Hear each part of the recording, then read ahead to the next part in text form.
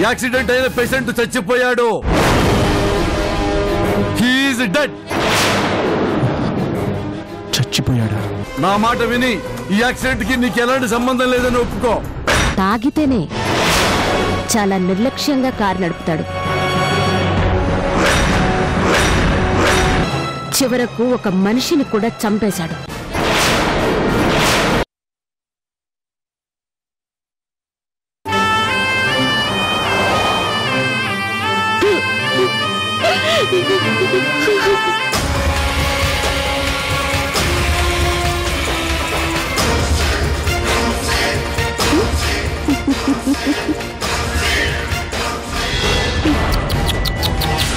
అయ్యయ్యో, నువ్వలా ఏడుస్తూ ఉంటే నాకు చాలా జాలిగా ఉంది కరుణ. సరి సరి సరి చందు,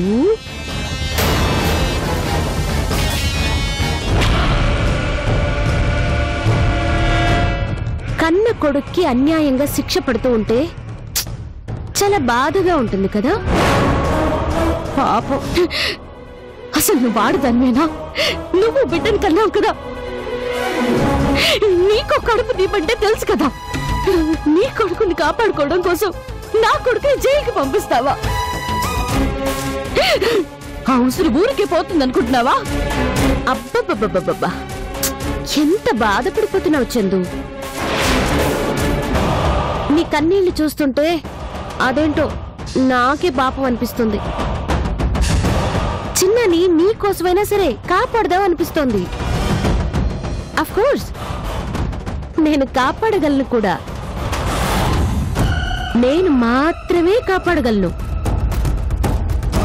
కానీ ఎప్పుడో తెలుసా, నువ్వు చందువి అని అమృత ముందు నిజం ఒప్పుకో, అప్పుడు కాపాడతాను. నీ పగ నా మీద, నన్నిష్టం వచ్చినట్టు ఆడుకో, నన్నేదైనా చెయ్యి. అంతేకాని వాడి జీవితం ఎందుకు నాశనం చేస్తావు? నిన్నేం చేస్తాను చందు, నువ్వన్నింటికి సిద్ధపడిపోయావు. నిన్ను చంపుతాను అన్నా పెద్ద ఫీలింగ్ ఏమీ ఉండదు. అదే చిన్న ఏడిపిస్తే నీ మనసు కదిలిపోతుంది, కన్నీళ్లు బయటకు పరిగెత్తుతాయి. ఇప్పటికీ మించిపోయింది లేదు. ఇట్నుంచిటే అమృత దగ్గరికి వెళదాం. నువ్వే చందు అని చెప్పు, వెంటనే లాయర్ని మారుస్తా. ఆ నేరం ఎవరో చేశారు అని మార్చేస్తా. నా కారు ఎవరో దొంగిలించి యాక్సిడెంట్ చేసి పారిపోయారు, అది చిన్న కాదు అని కేసునే తలక్రిందులు చేసేస్తా. ఏమంటావు? నువ్వు నాశనం అయిపోతావే. ఇంతలా నన్ను ఏడిపించిన నువ్వు ఇంతకంటే దారుణంగా నరకం అనుభవిస్తావు. నాకెంత కడుపు మంట మిగిల్చిన నీకు పుట్టగత ఉండవే.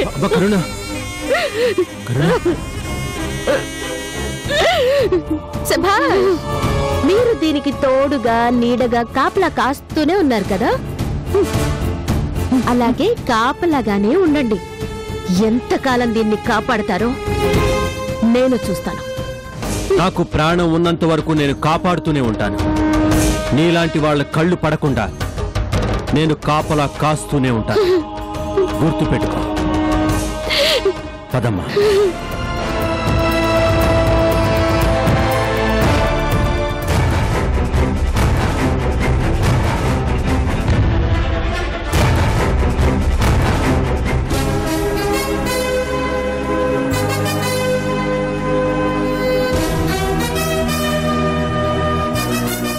సార్. ఏమయ్యా ఉమేష్, ఏమైంది కేసు? చిన్నాగ్రాన్ని ఏం చేశారు? పాపం అతను నమ్మించి మోసం చేశారు సార్. భార్గవ్ అనే ఆవిడ మాటలు నమ్మి కేసు మీద వేసుకున్నాడు. ఆవిడేదో కాపాడుతుందనుకుంటే నిలువులా ముంచింది సార్. ముంచుద్దయ్యా, ఈ దేశంలో ఎక్కువ మంది ముంచేవాళ్లే దొరికారు. ఆ చిన్నాగాడికి ఎంతో చెప్పానయ్యా, విన్నాడా? ఏమయ్యా, ఆయన తరఫున ఒక లాయర్ ఉన్నాడు కదా, వాడు వాదిస్తానన్నాడు కదా, ఏం వాదించలేదా? ఎక్కడ వాదించాడు సార్? కేసు మొదలైనప్పటి నుంచి తప్పు చేశాడు, శిక్ష వేయండి అతనే ఆపోజిట్ లాయర్లా వాదిస్తున్నాడు సార్. అయిపోయాడు బాబోయ్. చక్కగా చిన్నాగ్రాన్ని వెర్రి పప్పం చేసి కేసులో ఇరికించి పారేసింది. ఇక వాడికి చేయలేనన్నా. ఏంటి సార్ ఈ అన్యాయం? మరీ ఇంత అన్యాయమా? పిచ్చి ఉమేష్, అన్యాయం లేనిది ఎక్కడ? అసలు మన దేశంలో ఏ డిపార్ట్మెంట్ సక్రమంగా పనిచేస్తుందో నువ్వు చెప్పు. ఆటో వాడు రాంగ్ రూట్ లో వచ్చాడనుకో, వాడిని మనం చెంపదెబ్బ కొడతాం. ఇంకా కోపం వస్తే చెప్పు దెబ్బ కొడతాం. అదే బలిసిన వాడు ఆడి కారేసుకొచ్చి రేసుల పేరుతో జనం మీదకి వెళ్లి జనాలను చంపుతుంటే వాడిని ఏం చేయగలిగాం? చాలా చండాలంగా కేసు పెట్టి నెక్స్ట్ వీకే బెయిల్ ఇప్పిస్తున్నాం. మనం నిజాయితీగా ఉన్నామా? మొన్నటికి మొన్న మందు తాగి కారు నడిపి జనాన్ని చంపిన వాణ్ణి ప్రజలు పట్టుకుని కోపంతో ఊగిపోతుంటే కనీసం వాడిని చెంపదెబ్బ కూడా కొట్టలేకపోతున్నామయ్యా. దొంగతనం చేసిన వాడిని ముసుగు ముఖాన వేయకుండా మీడియా ముందు నిలబెట్టలేకపోతున్నాం. ఏమయ్యా, మనం చేసింది అన్యాయం కదూ. కనీసం కోర్టులు కూడా ఏం చేయలేకపోతున్నాయి కదా సార్. చట్టాలయ్యా, భూమి పుట్టక ముందు నుంచి వచ్చిన చట్టాలు. ప్రపంచం మొత్తం మొబైల్లా మారిపోతున్నా మనం మాత్రం చచ్చినా మారం. ఒకడు 100 కోట్లు బ్యాంకులో లోన్ తీసుకుంటాడు, ఎగ్గొడతాడు, వాడికి రాజ్యసభ ఇస్తాం, వాడికి మంత్రి పదవి ఇస్తాం. కనీసం వాడిని రికవరీ చేయడానికి, వాడి దగ్గర డబ్బు లాక్కోవడానికి వాడి గడప కూడా ఎక్కలేకపోతున్నామయ్యా. కానీ ఒక రైతు చిన్న బ్యాంకు లోన్ తీసుకుని పంటలు సరిగా పండకపోతే డబ్బులు మేము కట్టలేమంటే ఇంటికెళ్ళి బ్యాంకు వాళ్ళు వాళ్ళ పొలాలు లాక్కుంటారు, వాళ్ళ పెళ్లాల మెళ్ళలో గొలుసులు లాక్కుంటారు, వాళ్ళ ఇల్లు జప్తు చేస్తారు. ఇదయ్యా మన చట్టం. ఉమేషు, తప్పు చేసిన వాడు జడ్జి కళ్ళ ముందే ఉంటాడు, కానీ వాళ్ళ లాయరు ఏమండి మా క్లయింట్ ఆరోగ్యం బాగోలేదు, హాస్పిటల్లో ఉన్నారు, ఎలా అరెస్ట్ చేస్తారు అంటే అరెస్ట్ చేయలేని పరిస్థితి. ఒకడు బతుకున్నవాడే ఎంఆర్ఓ ఆఫీస్ కి పింఛన్ కోసం వెళ్తే నేను బతుకున్నాను బాబోయ్ అని సర్టిఫికెట్ ఇస్తే తప్ప పింఛన్లు ఇవ్వలేని పరిస్థితి. ఇదయ్యా మన దేశం దౌర్భాగ్యం. మనం కాగితాలను నమ్మినట్టుగా కళ్ళ ముందు నిజాల్ని నమ్మలేకపోతున్నాం. బక్కవాడి మీద చూపించే కోపం బలిసిన వాడి మీద చూపించలేకపోతున్నాం.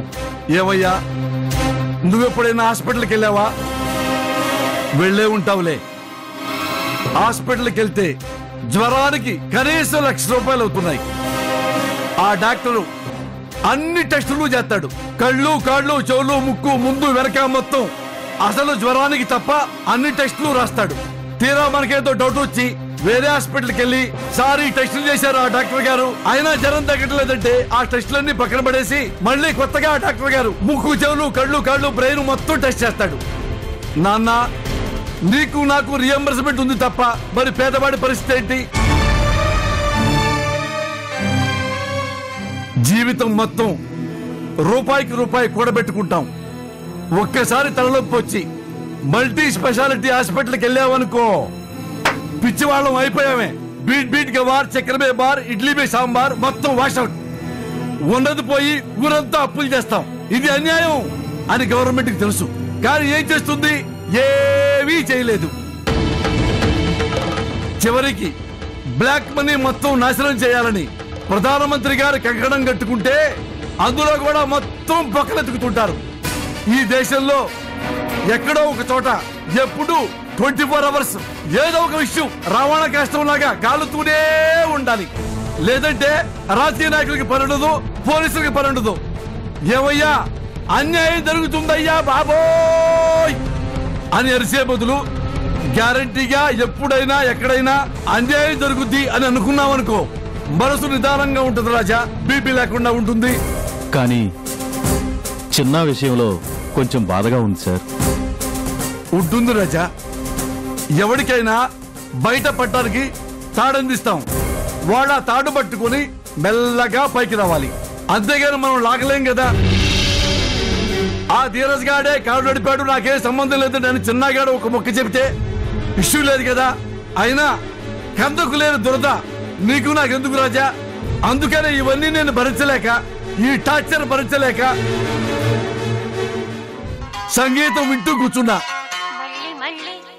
మళ్ళీ మళ్ళీ ఇది రాని రోజు, జాల లల్లి లలి లాలి లాలి లాలే లలై.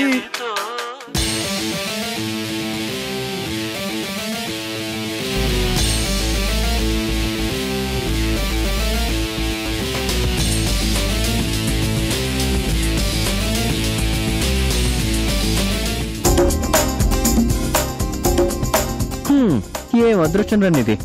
మనుషుల్ని చంపి ఎంత హాయిగా ఇంట్లో కూర్చొని వీడియో గేమ్లు ఆడుకుంటున్నావు.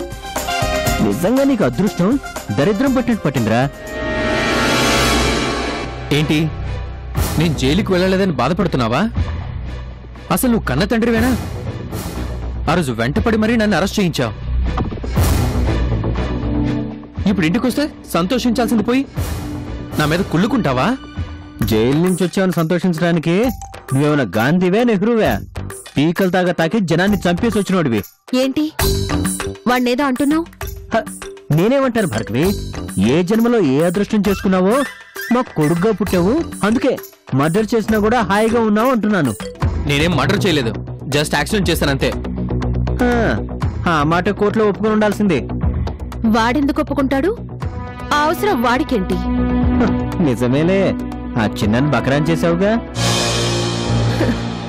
లేకపోతే పైసాకి పనికిరాని వాడిని చేరదీసి ఊరికే డబ్బులిచ్చి కారిచ్చి ఇల్లిచ్చి వాడిని పోషిస్తానా? నా కోసం వాడు బ్రతకాలి, అవసరమైతే నా కోసం చావాలి. ఇప్పుడు వాడి పరిస్థితి నిజంగా చస్తున్నట్టే ఉంది. ఎంత బాగా నమ్మించావు ఆ చిన్నాని. ఆ రాజా, కరుణ, మీ నాన్న అందరూ మంచి లాయర్ని పెడతాము అంటే వినకుండా నువ్వు చెప్పిన లాయర్కి బకాల్తా ఇచ్చి అడ్డంగా దొరికిపోయాడు పాపం.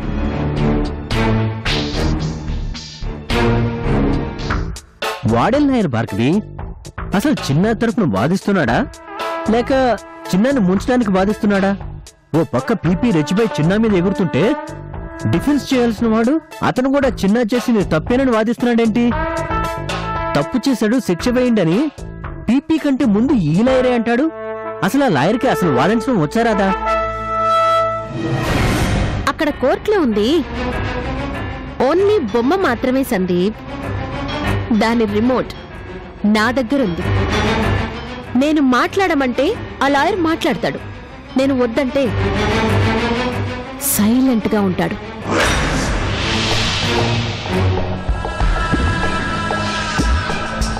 ఆ చిన్నాకి దిమ్మ తిరిగిపోయి ఉంటుంది. నన్ను కాపాడుతాడు అనుకున్న లాయర్ తననే దోషిని చేస్తే ఏం చెయ్యాలో ఏం చెప్పాలో పాలుపోక పిచ్చి చూపులు చూస్తూ ఉండిపోయాడు కదా. ఒక్క దెబ్బకు 2 పిట్టలు అనే సామెత విన్నావు కదా? అది ఇదే సందీప్. ఈ దెబ్బతో నా కొడుకు తప్పించుకుంటాడు, చిన్నాకి జైలు శిక్ష పడుతుంది. దాంతో పాటే వసూని నా కోడల్ని చేసుకోవడానికున్న అడ్డు కాస్త తొలగిపోతుంది. అమ్మ భార్గవి, ఎంత ప్లాన్ చేసావు? పాపం చిన్న ఎంత అమాయకంగా దొరికిపోయాడు. లేకపోతే వాడి కోసం సుప్రీంకోర్టు నుంచి లాయర్ని పిలిపిస్తాననుకున్నావా? నా టార్గెట్ ఆ చిన్న గణ్ణి లాక్ చేయడం. దానివల్ల కరుణ ఏడవాలి, రాజా విలవిలలాడాలి, మా నాన్న కుమిలిపోవాలి. చుట్టూ నీళ్లున్నాయి కానీ దాహం తీర్చడానికి చుక్క నీళ్లు కూడా లేవన్నట్టు ఊరంతా పలుకుబడుంది, కానీ చిన్నాని కాపాడుకోలేరు. ఆ అవకాశం కూడా నేను చిన్నాకివ్వకుండా చేశాను. That is Bhargavi. నీ ప్లాను బాగుంది, నీ ప్రెజెంటేషన్ కూడా చాలా బాగుంది. కాకపోతే ఇప్పుడు అసలు ప్రాబ్లం ఏంటంటే ఆ చిన్నకి ఈ దెబ్బతో నువ్వేంటో తెలిసిపోయింది. నువ్వు తనని ఎలా మోసం చేసావో తెలిసిపోయింది. తను చాలా హర్ట్ అయ్యాడు. హర్ట్ అయితే ఏం చేస్తాడు? నోరు మూసుకుని జైలుకు వెళతాడు. వెళ్ళినోడు అక్కడే ఉండిపోతాడు అనుకుంటున్నావా? ఉరిశిక్షం పడదు కదా. ఏదో ఒక రోజు బయటకు వస్తాడు. పులిని దాని దారిన దాన్ని పోనివ్వాలి కానీ కెలికి గాయం చేసి సరదా చూద్దామంటే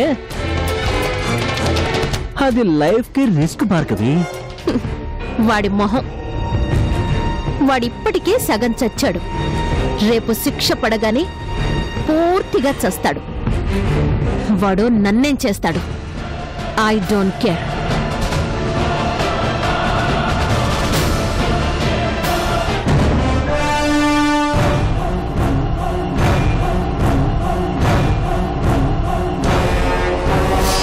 తాగితేనే చాలా నిర్లక్ష్యంగా కారు నడుపుతాడు. చివరకు ఒక మనిషిని కూడా చంపేశాడు. ఇది నీ ఇల్లు చిన్న, నీకోసం నేను తీసుకున్న ఇల్లు. నాదా? అవును. చిన్న ఎవరనుకున్నావు? నాకు పెద్ద కొడుకు లాంటివాడు, నీకు సొంత అన్న లాంటివాడు. అలాంటి చిన్నకి నేను ద్రోహం చేస్తానా? నేను ఒప్పుకోను. నా పెద్ద కొడుకు చిన్న తలుచుకుంటే తీసుకురాగలడు. నేను మేనేజ్ చేస్తాను చిన్న. నిన్ను ఎలాగైనా నేను బయటికి తెస్తాను.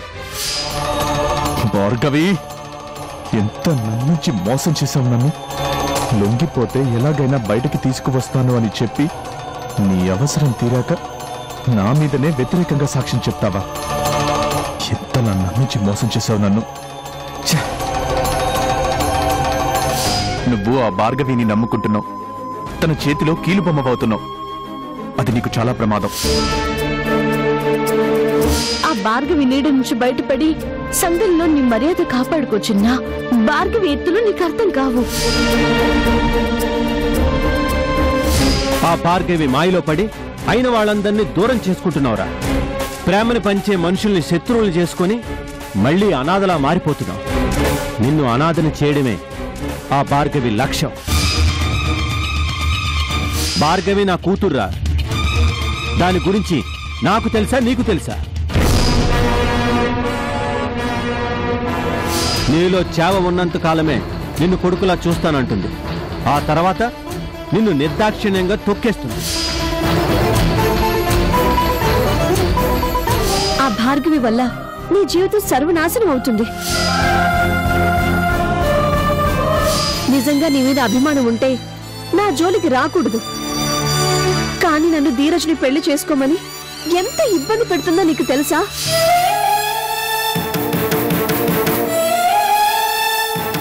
ఇంతమంది ఎంత చెప్పినా నమ్మలేదు. నీ మాటలు నమ్మద్దు నమ్మద్దు అంటున్నా వినకుండా నీ పంచన చేరినందుకు నన్ను బాగా మోసం చేశావు కదా భార్గవి.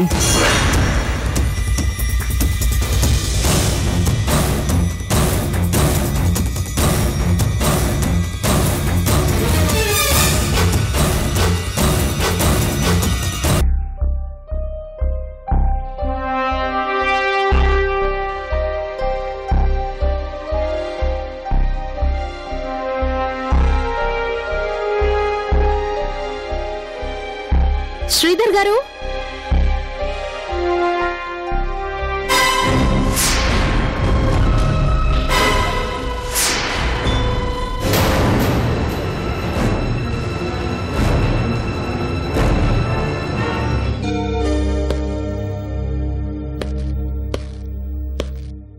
భార్గవ్ గారు, మీరా? ప్లీజ్ రండి, కూర్చోండి.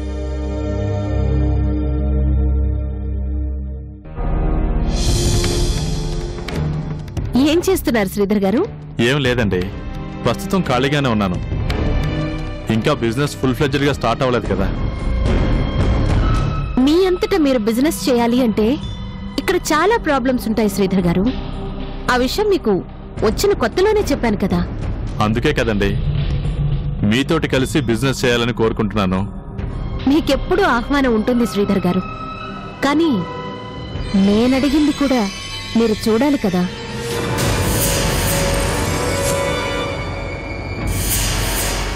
మీరు వెంటనే వసుకి నా కొడుక్కి పెళ్లి చేయండి. భార్గవ్ గారు, అది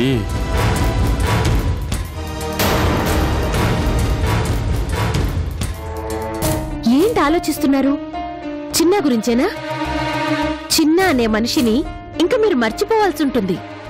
ఎందుకంటే వాడికి జైలు శిక్ష పడబోతోంది. యాక్సిడెంట్ కేసే కదా, ఓ 2-3 ఏళ్లలో వస్తాళ్లే అని అనుకుంటారేమో. అది యాక్సిడెంట్ కేసు కాదు, ఇంటెన్షనల్ మర్డర్ అని ప్రూవ్ చేయబోతున్నాను.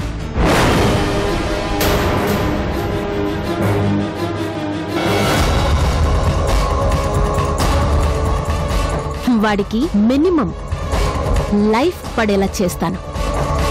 ఆ మాట చెప్పడం నీకు సిగ్గు అనిపించడం లేదు? ఇంతకాలం నీ స్వార్థం కోసం చిన్నాని ఆడించావు. తనొక రౌడీని చేసి నీ పనులు సాధించుకున్నావు.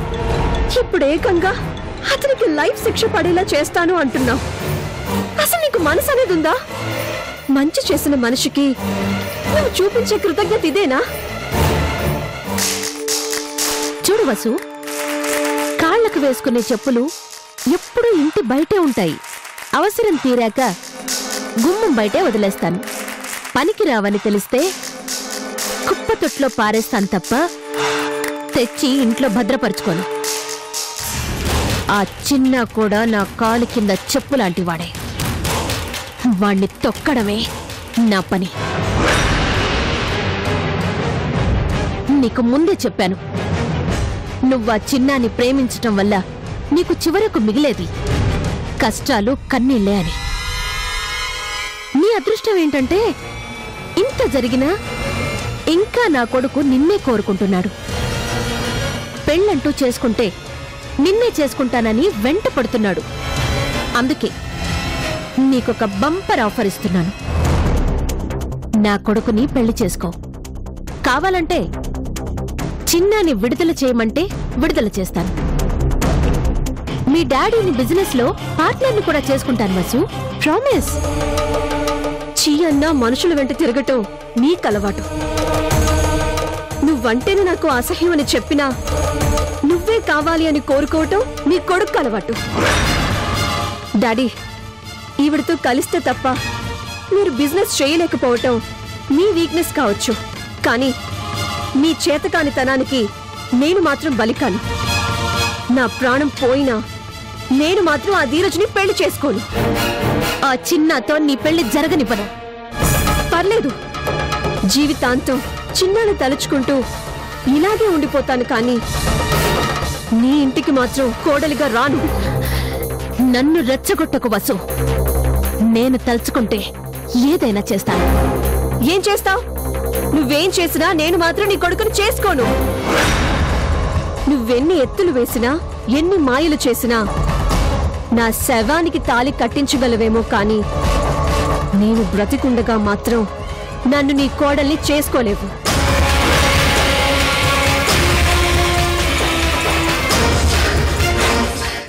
చిన్నాన్ని కాపాడడం కోసం వ్యూహాలు రచిస్తున్నారా?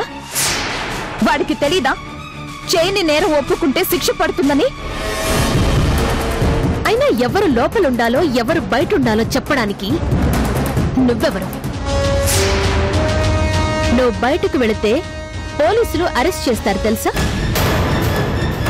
నా జోలికొచ్చావంటే కాల్చి చంపేస్తాను. నాకు లైసెన్స్ కూడా ఉంది.